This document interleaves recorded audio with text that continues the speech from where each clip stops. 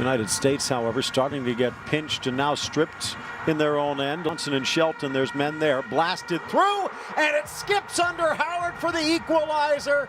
It didn't sneak under the wall. It pounded a hole through it. The goal for Austin, and we're tied at 1. The angle. Yeah.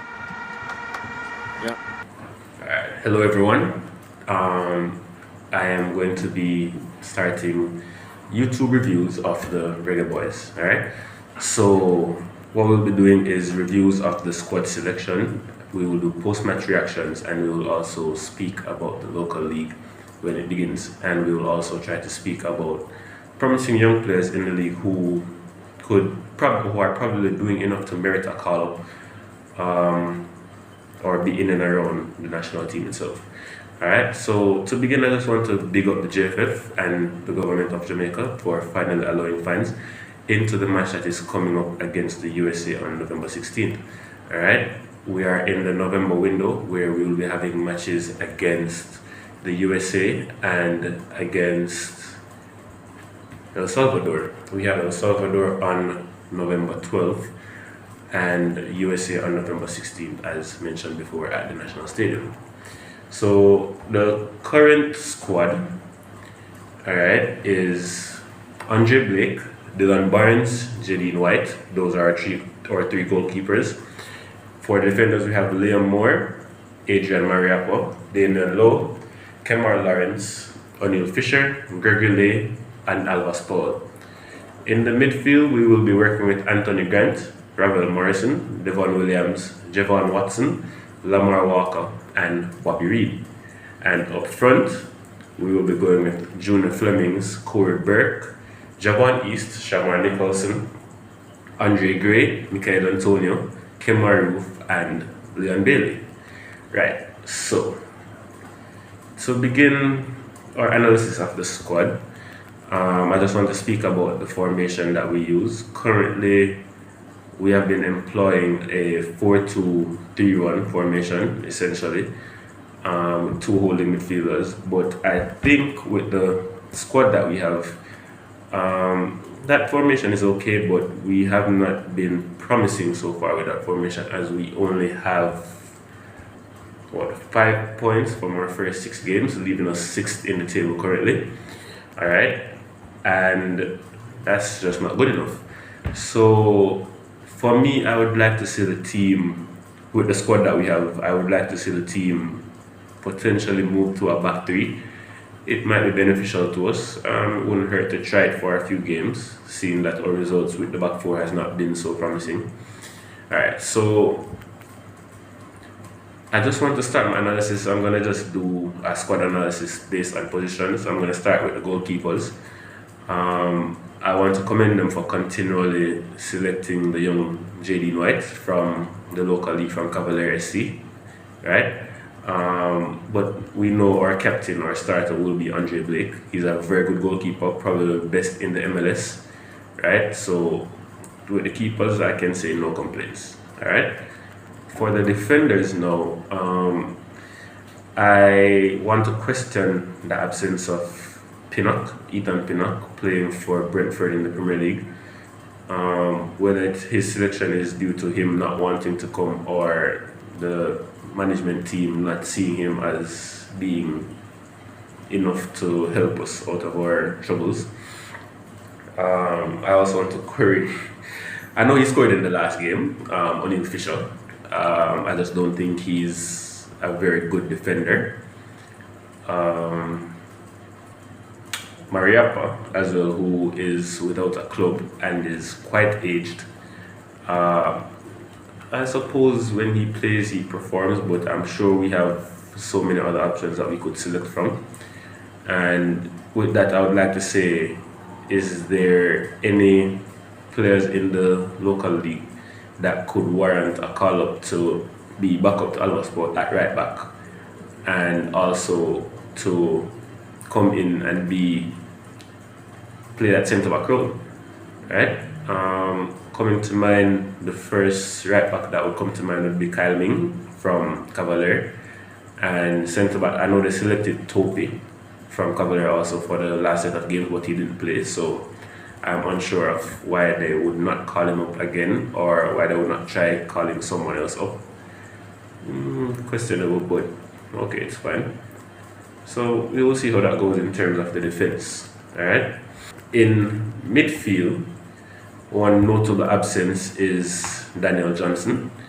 Alright, and Tariq McGee's absence is quite noticed. However, I don't think he does enough for the team, so Tariq McGee's non-selection, I think, is quite justified. He does not work enough off the ball, he does not give us enough in defense, and his productivity has just not been sustainable to feed our attack. Alright, so I want to welcome back Ravel Morrison and Lamar Walker to the squad. Two very good players who will certainly help us going forward. Alright, for Daniel Johnson, I'm not sure why he's not selected, but Anthony Gant has been very good in the recent games. He holds his own in that midfield, he battles, he fights, alright, and that's good to see. We need some of that in the midfield. Javain Watson, I would like to continue to question calling up someone of his age, particularly considering that he plays for the team that finished dead last in the Premier League. What I must say though is that since being selected, he has played quite well. He's played in the last two matches where we gained 4 points, so I guess I can give him his comments there. So yeah, he's been doing okay, but I still want to question the selection. Options from the local leagues, we could see maybe Demar Rose coming into the squad, Dins from Waterhouse, or even Nikoshe Murray from Cavalier. Yeah, so I mean, it is for a squad. I believe that we should be trying to give young players a chance, because we select some of these young players and it might be that they get exposure just by being around the squad. You know, they get bought by a club overseas, and you know, just like that, their careers could explode, and then that would be better for the national team because they would have experience from a different league. In attack, now, the attack, I don't know. We're playing a formation, as I said, 4-2-3-1, and I'm not sure why we have so many centre forwards. All right, we have Corey Burke, Nicholson, East, Gray, Antonio, Roof, all primarily centre forwards. Junior Flemings, you could argue, pretty much a centre forward as well, but he seems comfortable on the wing. In our previous games, we've used Andre Gray on the wing, we've used Bobby Reed on the wing, we've used Corey Burke on the wing. But it is good to see Leon Bailey back in the squad. Right now, he's the only specialist winger in the squad. And I have to question why we don't have more wingers, seeing that we use a formation with two wingers, right? Wingers that could have been called up: Jamal Lowe is absent from the squad, Blair Turgot. Other players who have not necessarily been called up as much or as frequently, we could look at Kaim Paris, we could look at Norman Campbell, Siobhan Marsh, who is doing quite well in the league in Costa Rica, and even Alex Marshall. Even though he's not having the best of times in the Canadian League, he's still an option. He's still a very good player. As I said, not sure why we have so many centre forwards, seeing that we use a formation where there's only one. So, but I guess we will see how it goes. So far from our forwards, we've only had a goal from Nicholson, I believe. I don't think any of the other centre forwards have scored so far. Oh, right, we had one from Kemaru in the win, in the previous win. Right, so, I mean, we need the creativity on the wings, but with Leon Bailey back in the squad, maybe we will get that explosiveness from the wing that we've been missing in a few games before. Alright, so, that's a basic roundup of the squad. For a score prediction, I would like to say we will have a 2-0 win against El Salvador, and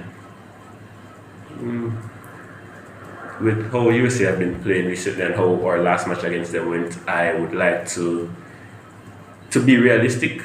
I would say, I mean, this time we might give a better performance, seeing that we're on the back of a win. Maybe 2-1 to the USA. I hope it's not so, but you can leave your score predictions in the comments, and yeah, we will see you again after the El Salvador match.